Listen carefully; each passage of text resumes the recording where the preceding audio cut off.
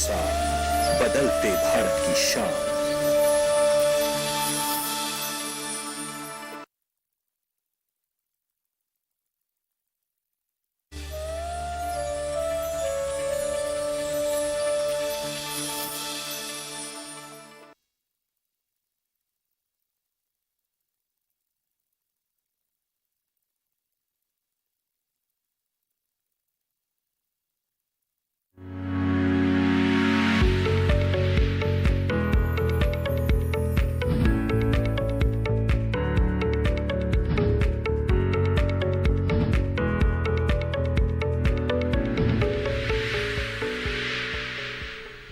नमस्कार, आप देख रहे हैं दूरदर्शन किसान कार्यक्रम हेलो किसान में आप सभी का स्वागत है। मैं हूं आपके साथ मोनालिसा। हेलो किसान कार्यक्रम में जैसा कि आप सभी जानते हैं, हम खेती किसानी और पशुपालन से जुड़े हुए अलग अलग विषय आपके लिए लेकर आते हैं। खास तौर पर हम खेती किसानी से जुड़े हुए ऐसे समसामयिक विषय लेकर आते हैं जिससे जो जानकारी निकल कर आती है, उन जानकारियों को अगर आप अपनी खेती किसानी के दौरान अपनाएं तो आप अच्छी पैदावार ले सकते हैं। बहरहाल, आइए इस कार्यक्रम में सबसे पहले हम आपको आज के कार्यक्रम के विषय के बारे में बता दें, जिसके बारे में आज हम विस्तार से चर्चा करने जा रहे हैं। आज हमारे चर्चा का विषय रहेगा खरीफ फसलों में रोग प्रबंधन और इसके साथ ही सोयाबीन की देखभाल। तो ये महत्वपूर्ण विषय हैं जिन पर आज हम विस्तार से चर्चा करेंगे अपने विशेषज्ञ मेहमानों से। इसके साथ ही इन विषयों से जुड़े हुए सवाल आप पूछ सकते हैं हमारे टोल फ्री नंबर पे कॉल करके। तो नोट कर लें हमारे टोल फ्री नंबर 1800-113060 और 1800-113061 टोल फ्री नंबर है, यानी मुफ्त में आप कॉल कर सकते हैं। तो बेझिझक कॉल करें। और इसके साथ ही आपको इस बात का बस ध्यान रखना है कि जब भी आप बातचीत करें तो जो टीवी का वॉल्यूम है उसे बंद कर दे और फोन लाइन के जरिए ही बातचीत करें, इससे रुकावट नहीं आती है। बहरहाल, आगे बढ़ते हैं और हमारे विशेषज्ञ मेहमानों का परिचय आपके साथ करा दें। हमारे साथ इस कार्यक्रम में हमारे साथ यहाँ पर मौजूद है डॉक्टर एससी दुबे। आप संभागाध्यक्ष हैं और प्रधान वैज्ञानिक है NBPGR पूसा, नई दिल्ली में। आपका बहुत बहुत स्वागत है इस कार्यक्रम में। इसके साथ ही हमारे दूसरे मेहमान जो हमारे साथ जुड़े हुए हैं वो है डॉक्टर BU दुपारे जी। बहुत बहुत स्वागत है आपका डॉक्टर दुपारे। आप भी प्रधान वैज्ञानिक है कृषि विस्तार भारतीय सोयाबीन अनुसंधान संस्थान इंदौर मध्य प्रदेश से। तो इन दोनों हमारे विशेषज्ञ मेहमानों से विस्तार से आज हम आज के विषय के बारे में चर्चा करने जा रहे हैं। तो ऐसे में डॉक्टर दुबे, आपसे मैं चर्चा की शुरुआत करना चाहूंगी और बताएं हमारे दर्शकों को कि जो खरीफ की कौन कौन से मुख्य फसल है जिसके बारे में आज हम बात करेंगे, और इस मौसम में खास तौर पे फसलों की देखभाल क्यों बहुत ज्यादा जरूरी हो जाती है। जैसा कि आपने पूछा, खरीफ में इस समय किसानों के खेतों में धान की फसल लगी होगी, मक्का लगा होगा, मूंगफली लगी होगी, दलहनी फसलों में अरहर की फसल लगी होगी, मूंग उड़द की फसल लगी होगी। और इन जैसा कि आपने बताया कि देखभाल के लिए सोयाबीन भी, जैसा एक हम लोग आज उस पर विस्तार से चर्चा करेंगे, सोयाबीन की भी फसल लगी होगी। ज़्यादा तक ये देखा गया है कि 30 से 40% अगर हम किसान भाई अच्छी तरह से रोगों के प्रबंधन पर ध्यान न दें तो 30 से 40% उनके उत्पादन में नुकसान होता है, और जो उनकी ये बना बनाया उनका आय कम हो जाता है। तो इस नाते वो किसानों को हमेशा बुआई से लेकर के भंडारण तक उनको ये ध्यान देने की ज़रूरत है, मार्केटिंग तक कि अगर हमें कौन कौन सी बीमारियां लग रही हैं, कौन कौन, और उसका प्रबंधन हम कैसे अच्छे से करें। बीमारियां केवल गुणवत्ता का ही उपज को नुकसान नहीं करती है, बल्कि उनके उत्पाद के गुणवत्ता का भी नुकसान करती है, जिससे उनको मार्केटिंग वैल्यू, बाजार मूल्य किसानों को बहुत कम मिलता है अगर वो जो उनके हार्वेस्ट जो है, यानी उस उत्पाद जो है वो रोगी फसलों से वो लेते हैं। तो इसलिए किसानों को बहुत इस पर ध्यान देने की जरूरत है, प्रबंधन का, खास करके रोग प्रबंधन जो है इस पर विशेष ध्यान देने की जरूरत है। इससे आप नुकसान से बचते हैं और अच्छे भाव आपको मिलते हैं। तो आइए इस पर विस्तार से हम चर्चा करें, उससे पहले नजर डाल देते हैं एक रिपोर्ट पर।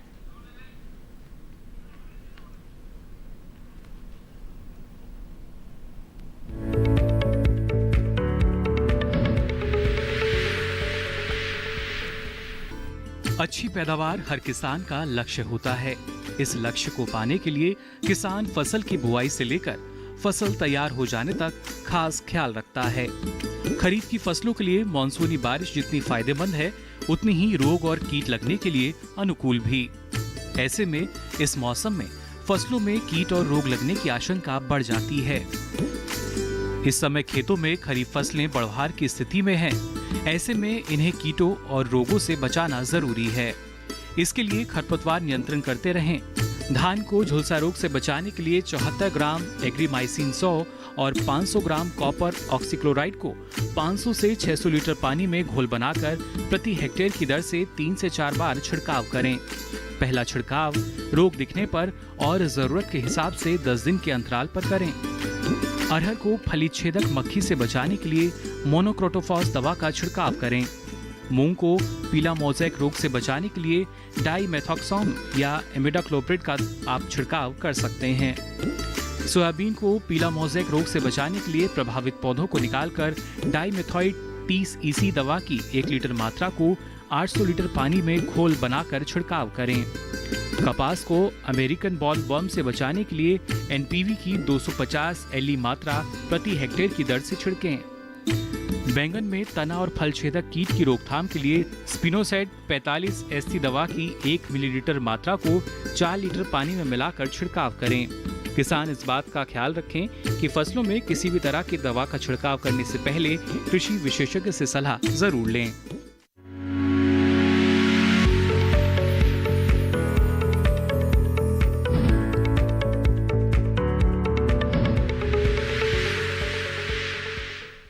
जी हाँ, तो ये रिपोर्ट आपने देखी और अब इस बातचीत को आगे बढ़ाते हैं और रुख करते हैं हमारे अगले विशेष मेहमान डॉक्टर दुपारे का। डॉक्टर दुपारे, जैसे कि हमने यहाँ पर बातचीत भी की और डॉक्टर दुबे ने भी बताया कि खरीफ की जब हम फसलों की बात करते हैं तो सोयाबीन एक बहुत ही महत्वपूर्ण फसल है। तो ऐसे में हम आपसे जानना चाहेंगे कि जो सोयाबीन की फसल है वो किसान लगा चुके होंगे, ऐसे में इस मौसम को ध्यान में रखते हुए किस तरह की विशेष देखभाल की इस वक्त ज़रूरत है? मैम, जैसे सोयाबीन की फसल है, मुख्य रूप से सेंट्रल जोन है जो हमारा, जिसमें कि मध्य प्रदेश है, राजस्थान है, महाराष्ट्र है जी।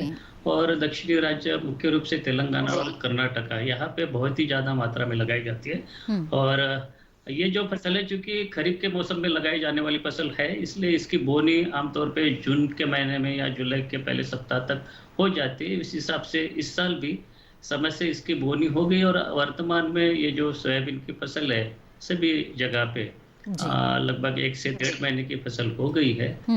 और अब इस समय पे सभी क्षेत्र में ये फूल आने की अवस्था में देखी गई है जी। अब इस समय पे क्या होता है कि विशेष इसका ध्यान रखना पड़ता है और इसके ऊपर कुछ कीड़े या बीमारी का भी आक्रमण होना शुरू हो जाता है। इसकी विशेष देखभाल हमें बहुत जरूरी है। हालांकि इसमें से कई सारे जो कीट या रोग प्रबंधन के जो उपाय है जो कि अनुशंसित जो किया गया, जो कि बोनी के समय पे बीज उपचार के रूप में या शुरुआती अवस्था में लेकिन अभी अगर हमें देखना है सोयाबीन की फसल की देखभाल करनी है तो कुछ जगह पे आपको देखने पड़ रहा है, किसान भाइयों के जो हमें फीडबैक मिल रहा है उसमें ये जानकारी मिलती कि कई जगह पे सोयाबीन की फसल पीली पड़ गई है जी। अब जो पीली पड़ने की जो बात है उसमें कई कारण हो बिल्कुल डॉक्टर दुपारे, इसके बारे में विस्तार से आगे हम चर्चा करेंगे कि क्या वजह हो सकती है पौधों के पीले पड़ने की। इसके अलावा भी किस तरह के रोग व कीट का जो है वो प्रकोप हो सकता है और बचाव के लिए किसानों को क्या उपाय करने चाहिए, विस्तार से हम आगे चर्चा करेंगे। उससे पहले आइए देखते हैं एक रिपोर्ट।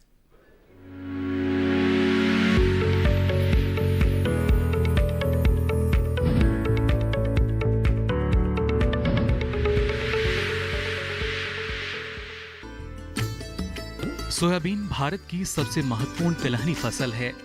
सोयाबीन वैसे तो मुख्य रूप से खरीफ की फसल है, लेकिन कुछ स्थानों में इसकी रबी और ज़ैद की फसल भी ली जाती है। ज्यादातर जगहों में इसकी बुआई जून से जुलाई के बीच की जाती है। इस दौरान होने वाली बारिश फसल के लिए जितनी खुशहाली लेकर आती है, वहीं खरपतवार और कीटों के हमले को भी आमंत्रित करती है। ऐसे में किसानों को चाहिए कि वो फसल का खास ख्याल रखें। जहां फसल 15 से 20 दिन की हो चुकी है, वहां पर किसान खरपतवार नाशी के साथ साथ कीटनाशक का मिश्रित छिड़काव करें। कई जगह लगातार सोयाबीन उगाए जाने के कारण मिट्टी में रोगाणुओं का स्थायी घर बन जाता है, जिससे फसल का सही उत्पादन नहीं मिल पाता। ऐसे खेतों में फसल चक्र या अंतर्वर्ती फसल उगाकर खेतों को ठीक किया जाना चाहिए। किसी भी फसल की कुल उपज में प्रत्येक पौधे का योगदान होता है, इसलिए एक ही कतार में पौधे से पौधे के बीच 10 से 12 सेंटीमीटर की दूरी रखनी चाहिए। पौधों को अधिक घना रखने से पौधे के निचले भाग तक हवा वह धूप नहीं पहुंच पाती और इस वजह से कीड़े व रोग लगने की आशंका बढ़ जाती है। साथ ही घने पौधों में नीचे की तरफ फलियां कम या फिर नहीं लगती हैं। पौधों की संख्या निर्धारण फसल या उसकी किस्म के आधार पर करना चाहिए। सोयाबीन की फसल 30 दिन की हो जाने के बाद उसमें डोरा या कुल्पा ना चलाएं। हर साल मौसम के अनुसार अलग अलग कीड़े या रोग और उनके प्रकोप की तीव्रता होती है, इसलिए कीट रोग नियंत्रण के उपाय आवश्यकता के अनुसार करें। इस प्रकार कुछ सावधानियां अपनाकर किसान अच्छी उपज ले।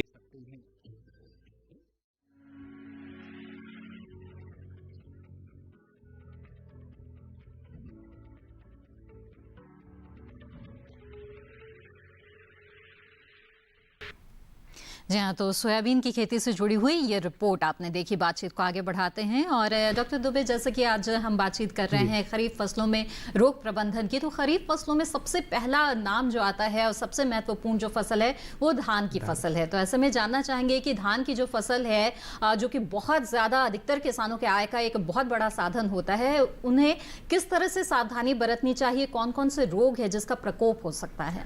धान की फसल में इस समय वैसे तो बुआई किसान कर चुके हैं, रोपनी भी यानी जो नर्सरी लगा करके उसकी रोपाई कर चुके हैं। जी जी। बहुत कम किसान होंगे जो अभी रोपाई कुछ पिछेती करना होगा, उनको बाकी होगा। जी। तो इस समय अगर धान में देखें तो जो प्रमुख रूप से जो रोग लगते हैं धान का, एक ब्लास्ट है जिसे झुलसा कहते हैं, वो बहुत काफ़ी खतरनाक रोग है। उसके अलावा वो एक बैक्टीरिया से लगने वाला रोग है जिसको जो है BLB के नाम से किसान जानते हैं। इसको अंग्रेजी में नाम है BLB, पर्ण अंगमारी रोग जो है, BLB के नाम से उसको जानते हैं, और बैक्टीरियल लीफ ब्लाइट जिसको कहते हैं अंग्रेजी में। इसके बाद एक पर्ण छद अंगमारी होती है जिसको सीथ ब्लाइट के नाम से भी किसान, बहुत से अंग्रेजी नाम है जो किसान उसी के नाम से जानते भी हैं। वो हिंदी में बताइए तो उनको दिक्कत होगी, लेकिन वो सीथ ब्लाइट जैसे होता है। इसके अलावा एक भूरा चित्ती रोग होता है, ब्राउन लीफ स्पॉट, उसको भी किसान बहुत अच्छी तरह से जानते हैं। जब बाली निकलने का समय होगा तब धान के फसल में एक आभासी कंड, फॉल्स स्पॉट, उसको भी आभासी कंड किसान अच्छी तरह से नहीं समझेगा, लेकिन फॉल्स स्पॉट कहेंगे तो वो जानेगा। तो फॉल्स स्पॉट लगता है।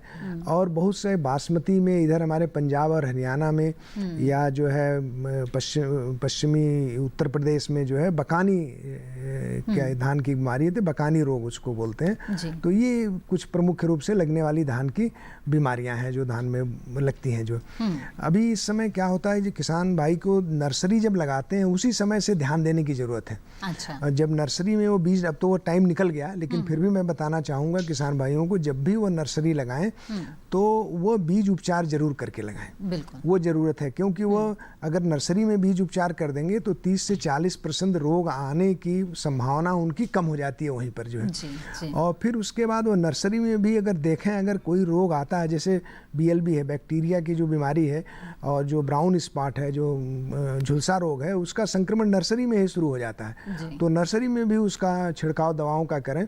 और धान के में जो बीज उपचार करने के लिए किसान भाइयों को मैं सलाह दूंगा कि इस साल तो अब वो नहीं कर सकते हैं, अगले साल जब भी करें तो जिस इलाकों में वो ध्यान दें कि हमारे इलाकों में कौन सी बीमारियां मुख्य रूप से आती हैं। ठीक है। अगर मान लीजिए वो नॉर्मली जो है 2-3 बीमारी जरूर आती है हर क्षेत्रों में जो है। तो एक बैक्टीरिया की बीमारी आती है जो BLB है, और दूसरा जो है सीथ ब्लाइट आ रही है या झुलसा आ रहा है। तो वो बीज उपचार में फफूंदनाशक और बैक्टीरिया को मारने वाली दवा का, बैक्टीरिया नाशक, जीवाणुनाशक का जरूर प्रयोग करें। जैसे स्ट्रेप्टोसाइक्लिन है वो ले लें, और कॉपर ऑक्सीक्लोराइड बहुत सस्ती दवा है, दोनों को मिला करके 100 ग्राम करीब वो ले लें। या आप यूँ कहें कि 5 लीटर में 1 ग्राम स्ट्रेप्टोसाइक्लिन लें, और 5 लीटर में 20 ग्राम जो है कॉपर ऑक्सीक्लोराइड लें, और 5 लीटर सोल्यूशन बना करके उसमें घोल बना करके उसमें बीज को 12 घंटे तक डुबो दें। अच्छा। तो अब जितना उनका बीज हो उसी हिसाब से वो बनाने डूब जाए, और फिर उसको निकाल के जैसे छाया में सुखाते हैं। बचाव के लिए जो बीजोपचार है वो बहुत जरूरी है। वो बहुत जरूरी क्या है। ये जो मुख्य रोग आपने बताए हैं जो धान की फसल में लग सकते हैं, क्या इनके लिए क्या रोग रोधी किस्में भी धान की मौजूद है? जिनका बहुत सी रोग रोधी किस्में धान की उपलब्ध है। हम लोग इसलिए स्पेसिफिक नाम नहीं किसान को विशेष करके बताते हैं कि हर क्षेत्र के लिए अलग अलग रोग रोधी किस्में हैं। तो हमेशा मैं किसान भाइयों को सलाह देता हूं कि जिस फसल की खेती करते हैं उस क्षेत्र में कृषि विश्वविद्यालय हो या केबीके हो, वहाँ संपर्क कर लें। बीज की उपलब्धता के आसार पर है। जैसे मैं अभी कुछ बता दूं कि उन्नत पूसा बासमती और किसान को वो नहीं मिल पाए उसके क्षेत्र में, तो अपने क्षेत्र में वो जा करके कृषि विज्ञान केंद्र पर या कृषि विश्वविद्यालय में संपर्क करके जो रोग रोधी प्रजातियां हैं उसका चयन करके वो अपने क्षेत्र के अनुसार लगाएं। रोग रोधी प्रजातियां लगाने से उसको 50% संभावना रोग आने की वहीं खत्म हो जाती है, और बीज उपचार कर दे तो 40% और खत्म हो गई, यानी 80-90% वह स्वस्थ हो गया, बचाव पहले ही हो गया। और उसको अगर जब पहला लक्षण दिखाई दे, एक बार प्रथम बार ही कोई दवा का छिड़काव कर दे, फिर उसको लाभ ही लाभ है और रोग से बचाव पैदावार उनको मिल सकती है। तो ऐसे में जैसे कि आपने बताया है कि झुलसा रोग बहुत ही महत्वपूर्ण है, और कैसे इससे बचाव करे और क्या करे अगर ऐसे रोग के लक्षण नजर आते हैं, तो इसके बारे में आपसे जानेंगे। इस बीच डॉक्टर दुपारे का भी एक बार फिर से हम रुक कर लेते हैं। और डॉक्टर दुपारे, आपसे जानना चाहेंगे कि सोयाबीन की जब हम बात कर रहे हैं तो सोयाबीन की फसल को प्रभावित करने वाले वो कौन से कीट है जिनसे बचाव की जरूरत होती है, और इस मौसम में खासतौर पे जो निगरानी है वो किसानों को करनी चाहिए? किसान भाइयों, ये सोयाबीन की फसल में इस अवस्था में मुख्य रूप से एक चने की इल्ली जो है जी, जिसको कि आमतौर पे हम हेलियोतिस के नाम से जानते हैं, उसका एक आक्रमण होता है इस समय पे। और अभी पिछले कुछ दिनों से सोयाबीन की फसल पे विभिन्न क्षेत्रों में इसका आक्रमण देखा भी गया है। अब ये क्या है कि आपकी फसल में मुख्य रूप से ये पत्ती खाने वाला कीड़ा है और आपकी फसल को प्रभावित कर देता है जी। इसलिए इसके नियंत्रण के लिए आपको जो एक दवाई आती है, एक पूर्व मिश्रित फार्मुलेशन है, लैम्बडा साइलोथ्रिन और थायोमिथाक्सम, ये दोनों का मिला जुला मिश्रण है, जिसको कि 125 मिलीलीटर प्रति हेक्टेयर के हिसाब से 500 लीटर पानी के साथ में मिला के इसका फसल के छिड़काव किया जा सकता है। या इसके लिए दूसरी एक उपयुक्त दवा है लैम्बडा साइलोथ्रिन, जो कि 300 मिलीलीटर प्रति हेक्टेयर से इसका डोज है, इसके साथ कर सकते हैं। लेकिन इसके साथ साथ ये दूसरी भी कुछ दवाई है जहाँ पे पत्ती खाने वाले कीट है, बीटा साइक्लोथ्रिन या इमिडाक्लोप्रिड, ये इसका भी एक मिला जुला रूप है। इसको आप छिड़काव कर दे तो इस समय पे जो चने की इल्ली के साथ में अन्य जो पत्ती खाने वाले कीड़े हैं उसका प्रबंधन आप समय पे कर सकते हैं। बिल्कुल, आइए आगे बढ़ते हैं। और डॉक्टर दुबे, जैसे कि आप बता रहे थे, धान की फसल में झुलसा एक बहुत ही गंभीर बीमारी है, रोग है, जिससे फसल को काफी नुकसान होता है। क्या लक्षण है इस रोग के और किस तरह से इसका बचाव करें या उपचार करें? झुलसा रोग के लक्षण किसान भाई जो नर्सरी में या बाली निकलने से पहले देखेंगे तो पत्तियों पर नाव के आकार के या राख के आकार के धब्बे बनते हैं, जो बाहरी किनारों पर गाढ़े रंग के होते हैं और बीच में उसके जो है भूरे रंग के होते हैं। और धीरे धीरे पत्ते जो धब्बे होते हैं आपस में मिलकर के पूरी पत्ती को झुलसा देते हैं, इसीलिए इसका नाम झुलसा पड़ा हुआ है। और रोग का संक्रमण और ज़्यादा बढ़ता है तो गर्दन, उसकी गांठों पर तने की गांठें भी काली हो जाती है और वहीं से तना टूट जाता है।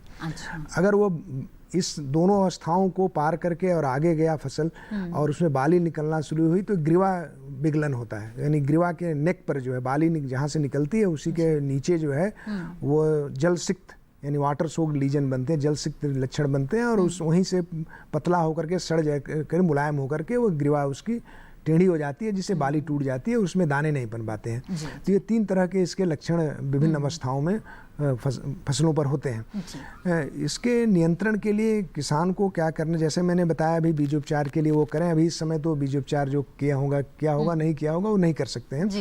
ज्यों प्रथम लक्षण दिखाई दे, यानी पत्तियों पर ज्यों धब्बे दिखाई दें किसान भाई को, तुरंत ही एक दवा का छिड़काव करें। ट्राइसाइक्लाजोल एक बहुत अच्छी दवा है, इसको बीज उपचार में भी यूज कर सकते हैं। अगर वो उनके क्षेत्रों में अगर वो बैक्टीरियल ब्लाइट नहीं आती है तो केवल वो ट्राइसाइक्लाजोल से भी बीज उपचार कर सकते हैं। 2 लीटर में 1 ग्राम दवा की मात्रा डालें और छिड़काव के लिए भी वही करें कि 1 लीटर में 1 ग्राम दवा की मात्रा 2 लीटर क्योंकि दुकानदार से जाएंगे या किसी विज्ञान केंद्र पर जाएंगे तो 0.03% सांद्रता का सोल्यूशन बना के स्प्रे करने के लिए बोलेंगे, लेकिन वो सीधे सीधे किसान जाने कि 1 लीटर पानी में। माफ कीजिएगा डॉक्टर दुबे, यहाँ पर आपको रोकना पड़ेगा। एक कॉलर हमारे साथ जुड़ गए हैं, उनका सवाल यहाँ पर ले लेते हैं। हमारे साथ मधुर पवार जी खंडवा मध्य प्रदेश से जुड़ गए हैं। नमस्कार, स्वागत है आपका। बताएं क्या सवाल है आपका? जी मदन जी इस वक्त हमारे साथ जुड़े हुए हैं। मदन जी, क्या मेरी आवाज मिल रही है आपको? हाँ, आ रही है मैम। जी जी मदन जी, अपना सवाल पूछ सकते हैं आप। हाँ।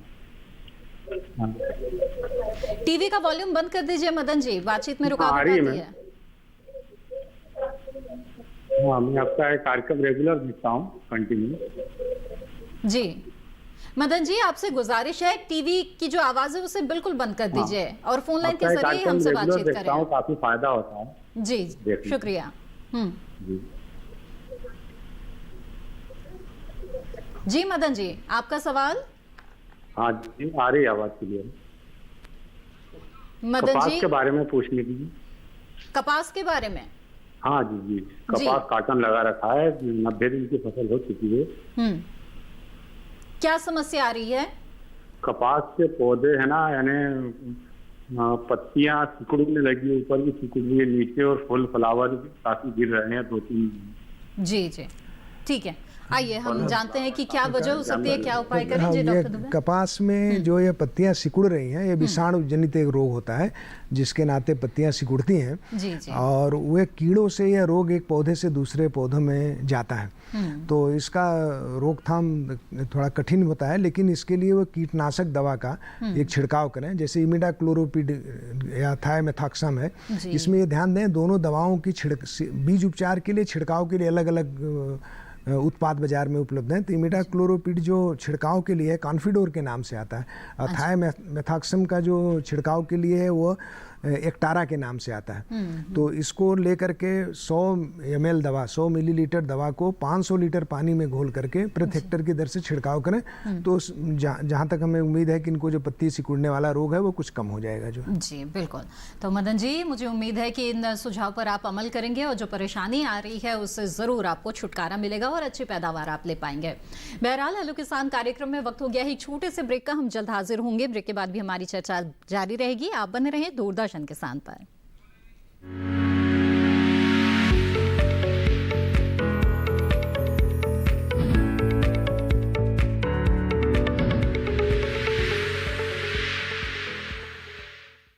अरे भाई, सुना नहीं क्या?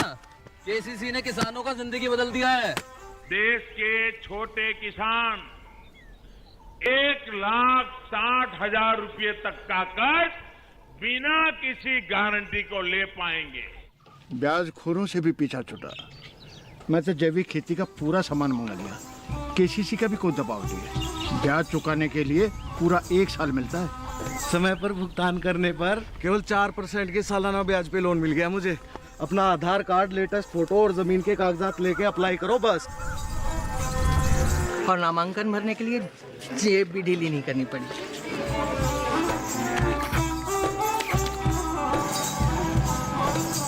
चाचा, उधार चुकाने के 24 घंटे के बाद उतने ही पैसे वापस निकाल सकते हैं। केसीसी ने किसानों की जिंदगी वाकई बदल दी है। तो आप भी किसान क्रेडिट कार्ड अपनाएं और सहजता से ऋण पाएं।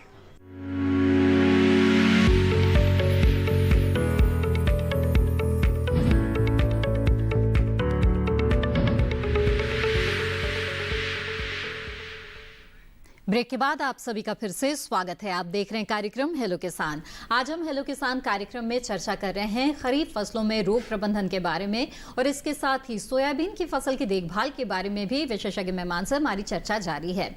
अगर आप इन विषयों से जुड़े हुए सवाल पूछना चाहते हैं तो आप हमारे टोल फ्री नंबर पर कॉल कर सकते हैं और विशेषज्ञ मेहमान से आप राय ले सकते हैं, सुझाव ले सकते हैं। इस वक्त हमारे साथ एक कॉलर जुड़े हुए हैं, उनका सवाल यहाँ पर शामिल करते हैं। संतोष कुमार जी प्रयागराज उत्तर प्रदेश से इस वक्त हमारे साथ हैं। संतोष जी, स्वागत है आपका, पूछिए अपना सवाल। संतोष जी, सबसे पहले आपसे हम गुजारिश ये करेंगे कि जो टीवी की आवाज है उसको बिल्कुल बंद कर दीजिए, फोन लाइन के जरिए हमसे बातचीत करें। जी मैडम। जी जी जी, पूछिए सवाल। मैडम हमारे धान में जो है ब्लास्ट रोग लगा हुआ है। जी जी, ठीक है।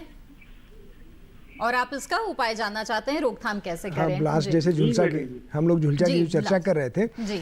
तो उनको मैं बता रहा हूँ कि संतोष जी को कि ट्राईसाइक्लाजोल नाम की एक दवा होती है और 1 ग्राम दवा 2 लीटर पानी में घोल करके प्रति हेक्टर की दर से 500 लीटर घोल बना लें और उसको छिड़काव करें जो है।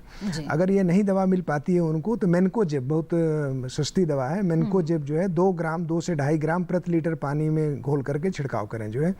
ये भी नहीं मिलती है तो क्लोरोथैलोनिन एक दवा मिलेगी, वो भी 1 से 1.5 ग्राम जो है प्रति लीटर पानी में घोल करके 500 लीटर प्रति हेक्टर की दर से छिड़काव करें। ट्राईसाइक्लाजोल बहुत अच्छी है, उसको अगर करेंगे तो ग्रीवा विगलन का भी प्रबंधन उससे बहुत अच्छा हो जाता है। बिल्कुल, तो मुझे उम्मीद है संतोष जी आप जरूर इस सुझाव पर अमल करेंगे और इससे आपको लाभ होगा।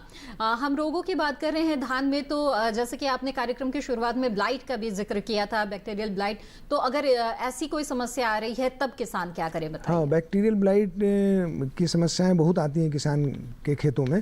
उसके लिए बैक्टीरिसाइड एक जो जीवाणुनाशी जो दवा है, केवल स्ट्रेप्टोसाइक्लिन एक बाजार में है जो बहुत अच्छा काम करती है। तो स्ट्रेप्टोसाइक्लिन लें और कॉपर ऑक्सीक्लोराइड दोनों का मिश्रण ले लें, क्योंकि कभी कभी फंगस का भी इन्फेक्शन होता है। तो 100 ग्राम करीब स्ट्रेप्टोसाइक्लिन ले लें और करीब जो है वो 1.5 किलोग्राम जो है कॉपर ऑक्सीक्लोराइड लेने 500 लीटर पानी में घोल बना करके उसका छिड़काव करें जो है प्रति हेक्टर की दर से जो है। जी बिल्कुल। आइए अब आगे बढ़ते हैं और सोयाबीन के फसल की देखभाल की भी बातचीत हम कर रहे हैं। तो ऐसे में डॉक्टर दुपारे आपसे जानना चाहेंगे, ये जो पीले मोजाइक का प्रकोप है वो किस तरह से होता है, कितना फसलों को प्रभावित कर सकता है और इससे बचाव के लिए और रोकथाम के लिए किसानों को क्या उपाय करने चाहिए? किसान भाइयों, ये जो सोयाबीन में जो पीले मोजाइक नाम की जो बीमारी है आमतौर पे कई क्षेत्रों में देखी गई है और जो मुख्य रूप से जो सोयाबीन की वैरायटियां जो लगाई जाती है सोयाबीन में उन सभी वैरायटियों में ये जो इसका प्रकोप देखा गया है। हालांकि हमने कुछ वैरायटीज ऐसे बनी है जिसमें कि इसकी प्रतिरोधक क्षमता है, जैसे कि 2069 नाम की जो वैरायटी इसमें ये नहीं लगता, लेकिन बाकी जो दूसरी जो वैरायटी उसमें ये देखा गया।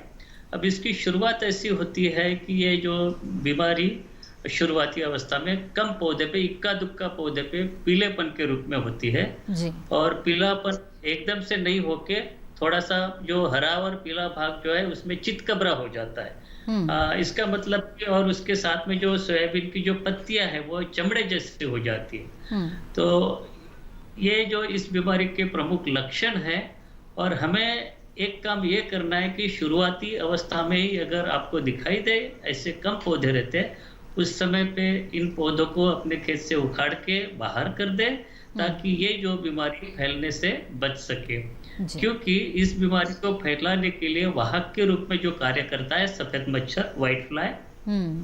ये सफेद मच्छर क्या करता है कि इस बीमारी के ग्रसित पौधे के ऊपर बैठता है और वहां से रस चूसने के बाद में दूसरे स्वस्थ पौधे पे जाके रस चूसने के लिए बैठता है। उस बीच में ये जो वायरस दूसरे स्वस्थ पौधे में छोड़ देता है और यदि सही समय पे हमने नियंत्रण किया, ऐसे पौधों को निकाल के फेंक दिया, बाहर कर दिया, तो ये इस बीमारी को हम फैलाने से बचा सकते हैं। और फिर भी अगर कोई रासायनिक प्रबंधन इसका करना ही है तो इसके लिए कुछ जो दवाई है जो कि सफेद मच्छर को, व्हाइट फ्लाई को मारने वाली, उसमें मुख्य रूप से जैसे कि बीटा साइक्लोथ्रिन प्लस इमिडाक्लोप्रिड है 350 मिलीलीटर प्रति हेक्टर, या जो पूर्व मिश्रित थायोमिथाक्सम प्लस लैम्बडासाइलोथ्रिन है 125 मिलीलीटर प्रति हेक्टर, इसको आप प्रयोग कर सकते हैं। इसके साथ में एक देसी तरीका ये भी है कि एक पीला चिपचिपा आता है जी, जैसे कि येलो स्टिकी ट्रैप्स बोलते हैं, पीला चिपचिपा, कुछ बोर्ड लगाए जाते हैं जिसके ऊपर पीला रंग होता है। पीला रंग देख के ये जो सफेद मच्छर उसके ऊपर आकर्षित होते हैं, जिस प्रकार से इसकी संख्या हम कम कर सकते हैं। जी जी बिल्कुल। डॉक्टर दुपारे आपसे हम समझना चाहेंगे कि एंथ्रेक्नोज जो है उसकी भी समस्या आती है सोयाबीन में और उससे किस तरह से ये जो समस्या है पीले मोजाइक की वो अलग है और किसानों को क्या करना चाहिए, इसके बारे में हम जानेंगे आपसे। इस बीच हमारे साथ एक कॉलर जुड़ गए हैं, उनका सवाल यहाँ पर हम शामिल कर लेते हैं। नमस्कार, स्वागत है आपका, कृपया अपना नाम बताएं और कहाँ से कॉल कर रहे हैं आप? जी, मेरा नाम मोहन सिंह राय, विलेज बालमपुर। जी मोहन जी, क्या सवाल है आपका? मेरा सवाल मैडम धान के विषय में सवाल था। जी जी पूछिए अपना सवाल।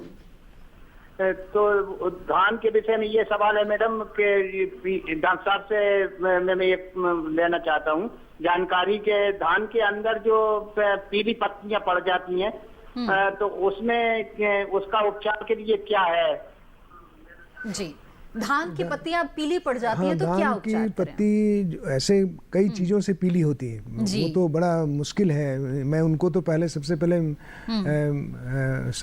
मोहन सिंह राय जी को सलाह दूंगा कि अपना उस पौधे को किसी केवीके पर ले जा करके दिखाएं, या कृषि जो विज्ञान केंद्र हो या जो कोई कृषि विश्वविद्यालय हो, कोई कृषि का जो परामर्श देने वाला हो, क्योंकि कई तरह के रोग होते हैं। जैसे धान में बकानी होता है, उससे भी पौधे पीले होते हैं, लेकिन उनकी बाढ़वार बढ़ जाती है, सामान्य पौधे से ज्यादा हो जाती है। अच्छा। और मध्य प्रदेश में इस रोग का प्रकोप कम होता है, इस नाते हमें शंका लग रहा है कि ये नहीं होगा। दूसरा, नाइट्रोजन की कमी होती है, उससे भी पीली हो जाती है। ज्यादा अगर उनको पानी लग गया खेत में लंबे समय तक, वैसे धान में तो पानी लगता है, लेकिन फिर भी अगर बहुत बार ऐसा होता है कि बाढ़ का समस्या टाइप का हो गया, कुछ जो है जड़ें सड़ने लगती हैं, उससे भी पौधे पीले हो जाते हैं। तो कई बार इसका नेमेटोड का इन्फेक्शन होता है। पौधे की बाढ़वार अगर छोटी है और गुलाई में खेत में कहीं कहीं है, पूरे खेत में सामान्य रूप से नहीं फैले हुए हैं, तो वो नेमेटोड सूत्रकृमि का संक्रमण होता है, उससे लगता है, तो उसका प्रभाव बताना पड़ेगा। तो अगर सूत्रकृमि की समस्या हो तो इससे कैसे? सूत्रकृमि का है तो कोई भी कीटनाशक का जो मिट्टी में डालते हैं उसका उपचार करना पड़ेगा, जो है वो डालना पड़ेगा। दवा जो है फुराडान है, उसको 20 से 25 किलो प्रति हेक्टेयर के रूप में जमीन में डालना पड़ेगा किसान को, जो है। लेकिन वो थोड़ा जरूर मैं उनको राय दूंगा, बजाय डालने से पहले वो जरूर किसी को पौधे को दिखा करके निदान कराएं कि वो पीला हो किस लिए रहा है। बिल्कुल, वो बहुत जरूरी है। तो मोहन जी, मुझे उम्मीद है कि इस सलाह पर आप जरूर अमल करेंगे और किसी भी जो नजदीकी कृषि विज्ञान केंद्र है वहाँ के कृषि विशेषज्ञों से आप संपर्क करें और दिखाएं उनको कि क्या समस्या आ रही है, तभी वो सही बता पाएंगे कि क्या वजह है इस समस्या की, और उसी के अनुसार आप सही निदान भी ढूंढ पाएंगे।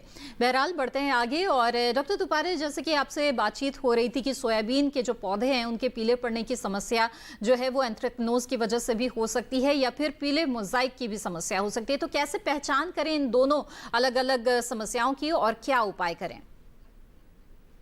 किसान भाइयों, एंथ्रेक्नोज जो बीमारी है उसके जो सिम्टम्स या लक्षण जो नजर आते हैं उसमें पीलापन तो होता ही, उसके साथ में कुछ धब्बे होते हैं, तो धब्बे से इसकी पहचान हो सकती है।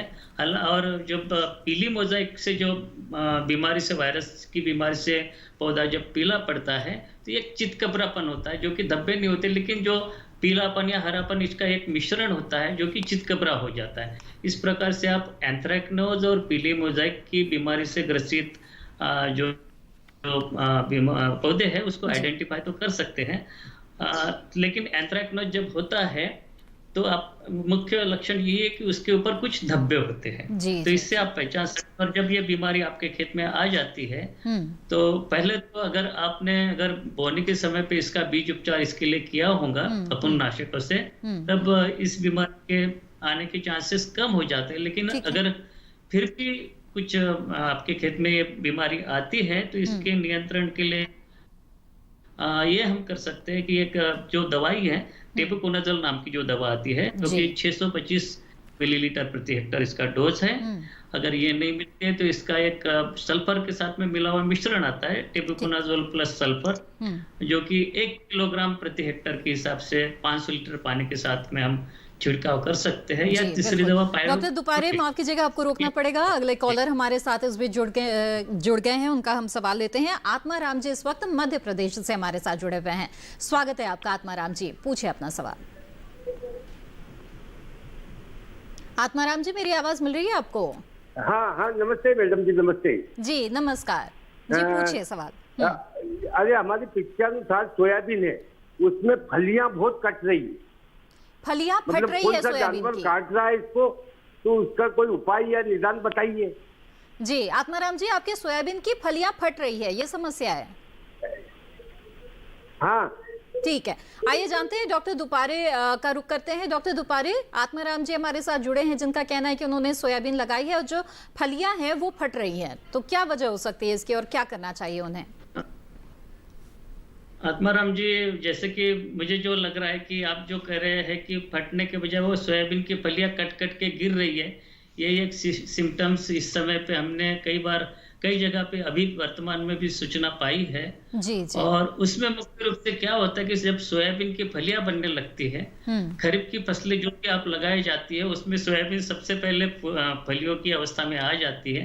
और उसमें भी अधिकतर किसान भाई जो कम समय में पकने वाली, शीघ्र पकने वाली वैरायटी जैसे 2034 है या JS 9560 है, ऐसी वैरायटियां लगाते हैं।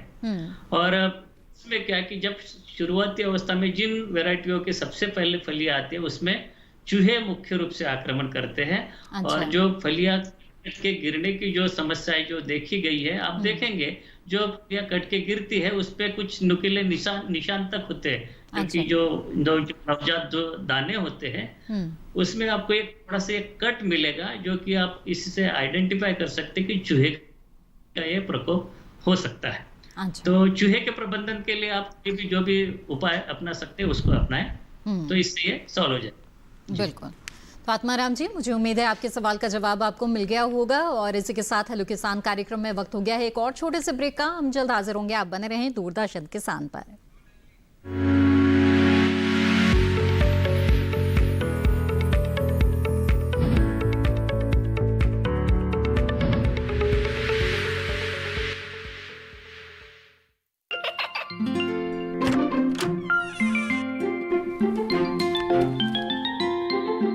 ये क्या हो रहा है? काशवी, इतने कम मार्क्स? काशू बेटा पढ़ा करो, पढ़ोगी नहीं तो आगे कैसे बढ़ोगी? मम्मा, मैं भी तो आपसे यही कहना चाहती हूँ, पढ़ा करो। आप पढ़ोगे नहीं तो आगे कैसे बढ़ोगे? मतलब? वो देखो, सिर्फ बैक पर छपा ऑर्गेनिक नहीं, ऑर्गेनिक का निशान पहचानिए। PGS ऑर्गेनिक का ये लोगो उन किसानों की पहचान है जो आज भी परंपरागत विधि से रसायन मुक्त खेती कर आपके लिए शुद्ध फसल उपजा रहे हैं। अब समझे मम्मा, अगर मैं प्योर ऑर्गेनिक फूड नहीं खाऊंगी तो अच्छे मार्क्स कहाँ से लाऊंगी? अच्छा बच्चों, जैविक खेती की इस मुहिम को आगे बढ़ाइए, शुद्ध ऑर्गेनिक अपनाइए।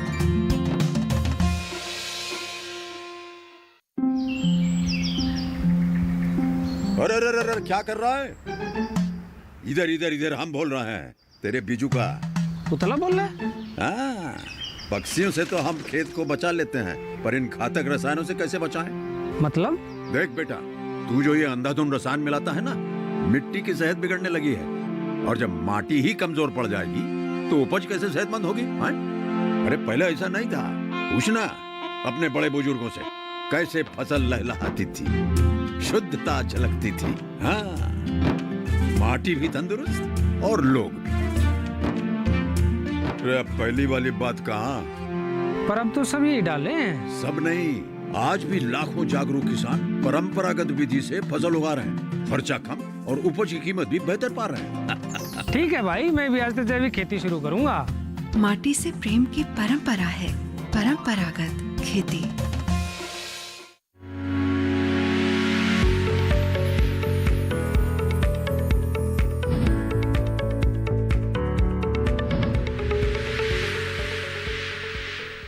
ब्रेक के बाद आप सभी का फिर से स्वागत है। आप देख रहे कार्यक्रम हेलो किसान। आइए आगे बढ़ते हैं। इस वक्त हेलो किसान कार्यक्रम में हमारे साथ एक कॉलर जुड़े हुए हैं, उनका सवाल यहाँ पर शामिल करते हैं। दीपक कुमार जी इस वक्त गुवाहाटी असम से हमारे साथ जुड़े हुए हैं। दीपक जी, स्वागत है आपका, पूछिए अपना सवाल। दीपक जी, मेरी आवाज मिल रही है आपको? हेलो दीपक जी, क्या मेरी आवाज मिल रही है? ठीक है ना, मिल रहा है ना? जी जी, अपना सवाल पूछ सकते हैं आप। और मैं कंपनी का धान लगाया मैडम, आप माई। अच्छा, आपने धान लगाया है, ठीक है। हाँ, मैं कंपनी का धान लगाया माई। तो तनक छेदा का कुछ प्रॉब्लम आ रहा है मेरे को। क्या समस्या आ रही है? और जो कीड़ा वगैरह है क्या? हाँ, उसका समस्या आ रहा है। तो कौन सा वो दवा वगैरह छिड़कने का है वो बताएंगे आप? किस तरह का कीड़ा, अगर कुछ और आप स्पष्ट तौर पे हमें बता सकें। उन्होंने बताया तनाछेदक। अच्छा, तनाछेदक, ठीक। देखिए, कीड़ों के लिए तनाछेदक के लिए फिप्रोनिल एक दवा है, वो 1 मिलीलीटर प्रति लीटर पानी में घोल कर छिड़काव करें। लेकिन वो ध्यान दें, आसाम में जो है एक bended leaf and sheath blight धान में बहुत आती है, वो अभी बच गया होगा तो बाद में आएगा। पर्ण छद अंगमारी रोग, वो पत्तियों पर भी लगती है, जैसे लगता है कि पौधों पर गर्म पानी गिरा दिया गया हो, ऐसे टाइप के धब्बे बन जाते हैं और बाहरी किनारे उसके बहुत गहरे होते हैं। उसके लिए एक दवा होती है, वो हो सकता है किसान भाई जानते हो, सीथ मार जी, बेलिडामाइसिन, वो ले लें, या हेक्साकोनाजोल आती है। ये दोनों में से जो दवा मिले 1 मिलीलीटर प्रति लीटर की दर से 500 लीटर पानी में घोल करके प्रति हेक्टेयर की दर से छिड़काव करें। जी बिल्कुल। आइए आगे बढ़ते हैं और डॉक्टर दुपारे भी हमारे साथ जुड़े हुए हैं, जिनसे हम सोयाबीन के बारे में बातचीत कर रहे हैं। डॉक्टर दुपारे, जानना चाहेंगे कि इस वक्त मानसून आ चुका है और खूब झमाझम बारिश देश के कई हिस्सों में हो रही है, तो ऐसी जगहों पर जहाँ पर अच्छी खासी बारिश हो रही है, वहाँ किसानों को किस तरह की सावधानी बरतनी चाहिए जिन्होंने सोयाबीन की फसल ली हुई है, ये जानना चाहेंगे आपसे। किसान भाइयों, सोयाबीन की फसल में मुख्य रूप से आपको ये सावधानी रखनी चाहिए कि 3 दिन से अधिक समय तक आपकी फसल में पानी का जल भराव ना हो जी, और इसीलिए इसके जो पानी के या अतिरिक्त जल के निकास की व्यवस्था करना बहुत ही आवश्यक है। और ये यदि आप इसकी बोनी यदि आप बीबीएफ पद्धति या रीच फिरो पद्धति से अगर की होंगी तो ये अपने आप नालियां बनते रहते हैं, उसको आप खोल के अतिरिक्त जल का निकास तो कर ही सकते हैं जी। तो अगर ऐसा नहीं किया तो आपको ये सलाह दी जाती है कि अपने खेत में अधिक से अधिक, मतलब 2 दिन तक तो ठीक है, लेकिन उससे ज्यादा समय तक झमाझम अगर बारिश होती है और पानी खेत में जमा रहता है तो कोई भी उपाय अपनाएं, अपने जो खेत के जो मेड़ है वहां से थोड़ा सी नाली बना के अपने खेत से जो पानी के अतिरिक्त जल जो है उसके निकास की व्यवस्था करें। लेकिन इसके साथ साथ कुछ जगह पे ये भी खबरें मिलते हैं कि सूखा भी देखा गया है। ऐसे मौसम जो बदल रहा है, वैश्विक जलवायु परिवर्तन के बारे में हम लोग सभी लोग वाकिफ है, जिसमें कि कई जगह पे सूखा होता है या कई जगह पे अतिरिक्त बहुत ही ज्यादा झमाझम वर्षा होती है। तो हम लोग ये भी कहते हैं कि जैसे कि जहाँ पे अधिक दिन तक सूखा होता है, 15 से 20 या कभी 3 सप्ताह का सूखा होता है, तो किसान लोग क्या करते हैं, थोड़ा सा इंतजार करते हैं कि आज आएगा, कल आएगा, परसों आएगा पानी या वर्षा आएगी। तो अधिक समय तक इंतजार नहीं करें, और मुख्य रूप से अगर आपके पास सिंचाई की व्यवस्था है तो जमीन में दरारें पड़ने से पहले ही आप यदि आप कर देते हैं सिंचाई तो बहुत अच्छा। लेकिन अगर आप इंतजार करते करते ज्यादा समय निकल गया और दरारें बन गए, उस समय पे यदि आप सिंचाई की व्यवस्था करते तो पौधों को एकदम से शॉक लगता है और वो कभी कभी नुकसानदेह हो सकता है। बिल्कुल। तो डॉक्टर दुपारे, आपको रोकना पड़ेगा, एक और कॉलर इस बीच हमारे साथ जुड़ गए हैं, उनका सवाल यहाँ ले लेते हैं। मनसुख भाई जी हमारे साथ जुड़े हैं गुजरात से, आइए उनसे बात करते हैं। मनसुख जी, स्वागत है आपका, पूछिए अपना सवाल। मनसुख जी, आपसे गुजारिश रहेगी कि जो टीवी की आवाज है वो बंद कर दें। मेरे कपास के बारे में जी पूछिए, कपास के बारे में क्या जानना चाहते हैं? कपास के ये क्या गुलाबी ये आती है ना, इल्ली आती है जी, क्या इल्ली की समस्या हो रही है? क्या मनसुख जी, क्या समस्या आ रही है कपास की फसल में? कपास में जो गुलाबी ईयर आती है ना, उसके बारे उसकी समस्या क्या बारे? वो अच्छा कीड़े आती है, वो इल्ली की बात वो कर रहे हैं जी, बताइए तो उसके लिए कोई भी कीटनाशक दवा जो है, क्योंकि इसमें तो बहुत कीड़ों में रोगरोधी क्षमता भी हो गई है, इसके लिए उनको कपास वाले किसान भाइयों को हमेशा राय दी जाती है कि सामयिक कीट प्रबंधन की रूपरेखा अपनाएं, जैसे ट्रैप लगाएं, जो है इनको फेरोमोन ट्रैप लगाएं, कीड़े इल्लियों को पकड़ने के लिए मेल और फीमेल्स के लिए अलग अलग आते हैं, और कोई कर्षण क्रियाएं करें, और वो किसी भी कीटनाशक दवा का छिड़काव कर सकते हैं। जो भी कोई भी मार्केट में वो देख लें, बहुत सी दवाएं हैं, बहुत हमेशा बदल के कीटनाशक दवाओं का छिड़काव करें, बहुत जो सिस्टमिक दवाओं का क्षमता कीड़ों में न बढ़ने पाए। क्लोरोपाइरिफास ले लें, रोगर आता है सिंपल सा ले लें, उसका लेकर के दवा का छिड़काव 1 ml प्रति लीटर पानी की दर से छिड़काव करें जो है। या आप कुछ अगर स्पेसिफिक है तो अगर खास बात है तो अपने यहाँ कृषि विज्ञान केंद्र पर थोड़ा मिल करके परामर्श ले लें जो है क्या करना है। नीम की उसकी जो बनौली होती है उसका भी एक्सट्रैक्ट बना करके छिड़काव कर सकते हैं। किसान भाई बहुत अच्छा करते हैं कि पानी में 1 किलो नीम की खली ले लें और उसको 5 किलो पानी में उसका एक्सट्रैक्ट निकाल करके कूच करके उसका रस निकाल करके और उसका छिड़काव करें, उससे भी हो जाता है। बिल्कुल। तो मनसुख जी, मुझे उम्मीद है आपके सवाल का जवाब आपको यहाँ पर मिल गया होगा और बातचीत को हम आगे भी जारी रखेंगे, लेकिन फिलहाल कार्यक्रम में वक्त हो गया है एक और छोटे से ब्रेक का। हम जल्द हाजिर होंगे, आप बने रहें दूरदर्शन के साथ पर।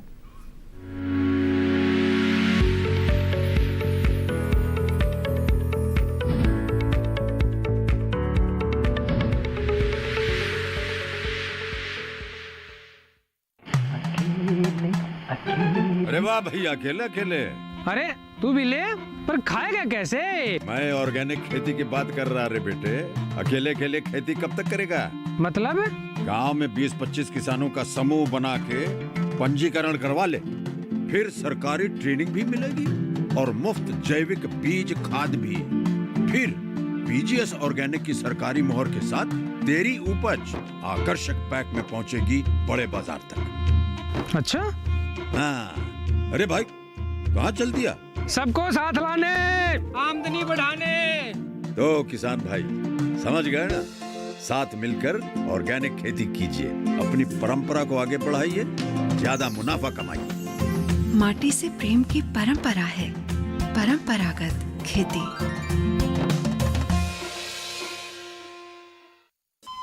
अरे सुन तो। मुझे क्या सुनाना चाहते हो? जो सुनाओ मेरी सौतन को। किसको? अरे वही तुम्हारा मोबाइल फोन जिससे सुबह शाम दिन रात चिपके रहते थे और कहते थे किसान कॉल सेंटर से बातें हो रही हैं। अच्छा ये बात है। हाँ, क्यों? क्या हुआ? अब बात नहीं होती क्या? अब तो झट से बात हो जाती है। ऐसा क्या? हाँ, अब तो ज्यादा लाइनें और खास तकनीक के कारण खेती के माहिरों से तुरंत बात हो जाती है। और अगर कभी लाइन व्यस्त हो तो अपनी समस्या फोन पर रिकॉर्ड करा दो, वहाँ से फोन आ जाता है और समस्या की हल का मैसेज भी आ जाता है। ये देखो आ गया। अरे वाह, इसका मतलब इंतजार की घड़ी अब खत्म। हाँ। तभी मैं सोचूं कि आजकल मुझ पर इतना प्यार क्यों आ रहा है। कृषि संबंधी समस्याओं का अपनी भाषा में तुरंत हल पाने के लिए पूरे भारत में किसी भी फोन से हेल्पलाइन नंबर पर संपर्क करें। किसानों का दोस्त किसान कॉल सेंटर।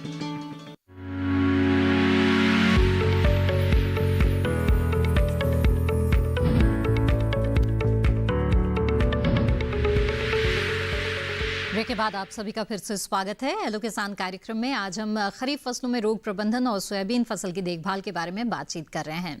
डॉक्टर दुबे, यहाँ पर हम जानना चाहेंगे कि खरीफ की जो दलहनी फसलें हैं, खासतौर पर मूंग उड़द की अगर बात करें, साथ ही अरहर भी कई किसान लगाते हैं, तो किस तरह के रोग लग सकते हैं, क्या उपाय करें? मूंग उड़द में किसान भाई देखेंगे कि पीला चितरी रोग येलो मोज़ेक होता है, वो बहुत ज़्यादा लगता है। साथ ही साथ उसमें एक जालीदार अंगमारी रोग लगता है, वेब ब्लाइट जिसको अंग्रेजी में कहते हैं। साथ ही साथ सरकोस्पोड़ा पर्णचित्ती रोग भी लगता है। तो ये 3-4 बीमारियां हैं जो मूंग में लगती हैं और उड़द में भी यही लगती हैं। उसके प्रबंधन के लिए किसान भाई को खास करके जो पीला चितरी रोग है, भारतीय कृषि पूषा अनुसंधान संस्थान में हम लोगों ने उस पर एक प्रयोग करके बहुत अच्छा एक प्रबंधन का मॉड्यूल निकाला है। किसान भाई को करना चाहिए।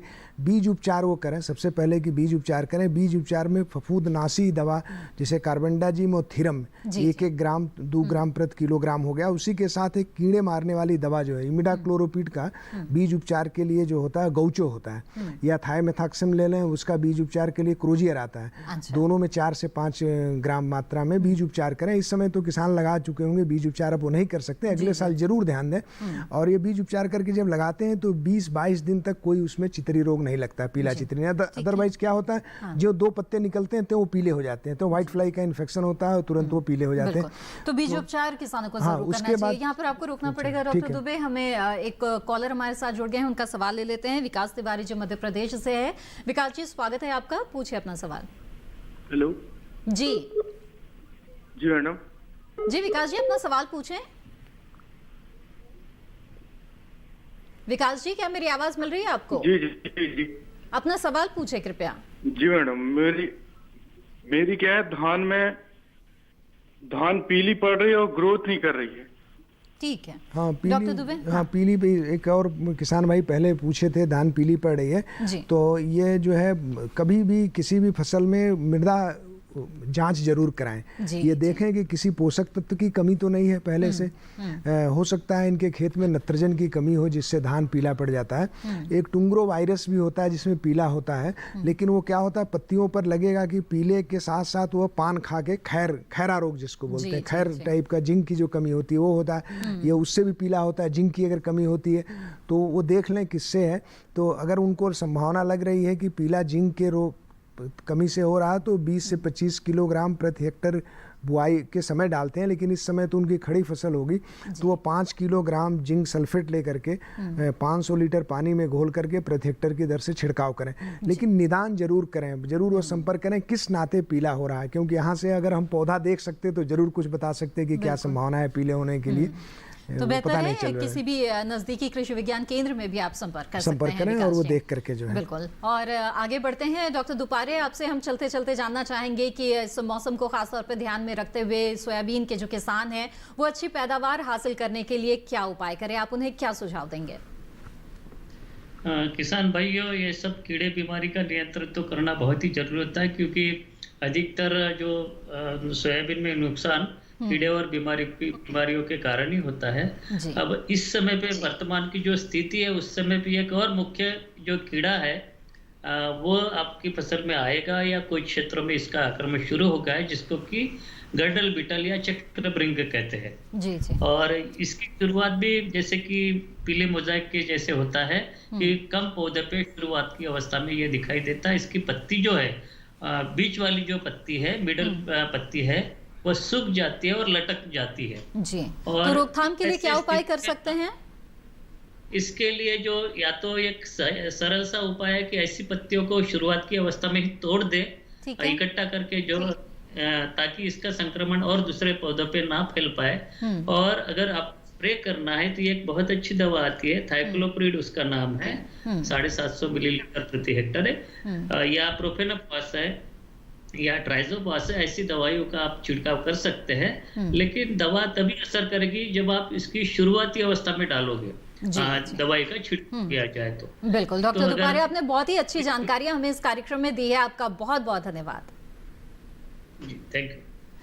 आइए अब आगे बढ़ते हैं और डॉक्टर दुबे, बहुत ही संक्षेप में आपसे जानना चाहेंगे कि ये जो खरीफ की फसलें हैं जिनके रोग प्रबंधन पर हमने बातचीत की, तो इन रासायनों के इस्तेमाल के बजाय क्या जैविक उपाय अपनाने के लिए आप उन्हें कहेंगे? हाँ, जरूर मैं किसान भाइयों को ये हमेशा सहयोग बताऊंगा ये कि जैविक प्रबंधन से भी इन रोगों का प्रबंधन, जैविक उपायों से भी रोगों का प्रबंधन बहुत अच्छे से हो सकता है। तो वो, लेकिन उसके लिए उनको एक रूपरेखा बुआई के समय से लेकर के बनानी पड़ेगी कि जैसे मिट्टी की जांच कराएं, उर्वरकों का संतुलित मात्रा में उर्वरकों का प्रयोग करें कि स्वस्थ मृदा रहेगी तभी उनका पौधा स्वस्थ होगा। ये बेसिक एक साधारण सी बात है। उसके बाद वो बीज का उपचार करें। बीज उपचार करने के लिए कोई ज़रूरी नहीं है कि हम जैसे मान लीजिए दलहनी फसल अरहर है, मूंग उड़द है, सोयाबीन है, एक ट्राइकोडर्मा नामक कवक है जिसका जो है उत्पाद बाजार में उपलब्ध है। 5 से 6 ग्राम प्रति किलोग्राम की दर से ट्राइकोडर्मा के कोई उत्पाद लेकर के उसको बीज उपचार करें। गोबर की खाद का खेत में प्रयोग करें। नहीं गोबर की खाद मिलती है तो जो खलियों की खाद है उसका, जैसे करंज केक है, महुआ केक है, नीम केक है, उसका खेत में व्यवहार करें और कर्षण क्रियाएं करें, जैसे खेत को साफ सुथरा रखें। बहुत सी बीमारियां मेड़ों पर जो घासें होती हैं, खरपतवार होती है, उससे पौधों में आती है। जैसे सोयाबीन में एक बीमारी चाहे दलहनी फसलों में लेती है, जालीदार अंगमारी रोग, और जैसे धान में भी होती है। जैसे मैंने आसाम का एक किसान पूछे थे, उनको बताया था जो है शीत ब्लाइट।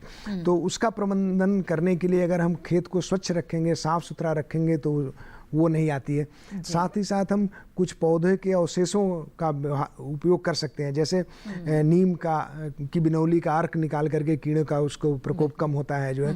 तो ये सब चीज़ें करने के से जरूर किसान को जो है कम से कम दवाओं का प्रयोग करना पड़ेगा और उनकी अच्छी इससे उपज प्राप्त होती है और गुणवत्ता भी बनी रहती है। लेकिन जब भी आवश्यक हो तो वो जरूर जो है रसायनों का प्रयोग करें, जब आवश्यक हो कम से कम हो। देखा गया कृषि विशेषज्ञ की सलाह सलाह ले अगर किसी भी रसायन प्राय किसान भाई अनावश्यक रूप से रसायनों का प्रयोग करते रहते हैं, वो करने की जरूरत नहीं है। बिल्कुल, बहुत ही अहम जानकारी दी यहाँ पर आपने हमें। बहुत बहुत धन्यवाद डॉक्टर दुबे हमारे साथ इस कार्यक्रम में शामिल हुए। Thank you.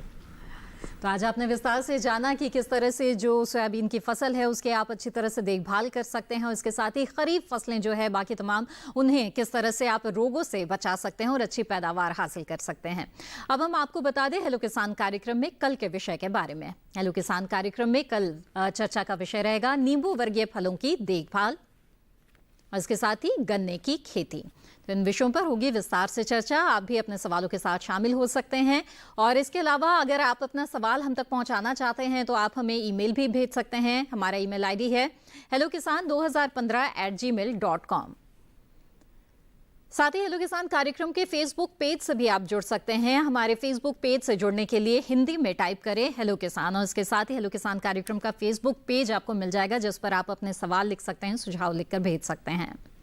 और इसके साथ ही दूरदर्शन किसान का कॉल सेंटर नंबर है, जिस पर आप कॉल कर सकते हैं। अब हमारा जो टोल फ्री नंबर है वो है 1800-113060। सोमवार से शनिवार सुबह 6 बजे से लेकर रात 10 बजे के बीच आप कॉल कर सकते हैं और अपने सवाल दर्ज करा सकते हैं। इसी तरह से हेलो किसान कार्यक्रम से आप लगातार जुड़े रहें, और हमारी भी पूरी कोशिश रहती है कि खेती किसानी से जुड़ी हुई तमाम जो जानकारियां अहम हैं वो हम आप तक पहुंचाते रहें। इसी के साथ आज की इस कड़ी में बस इतना ही। दीजिए इजाजत, आप बने रहें दूरदर्शन किसान पर। नमस्कार।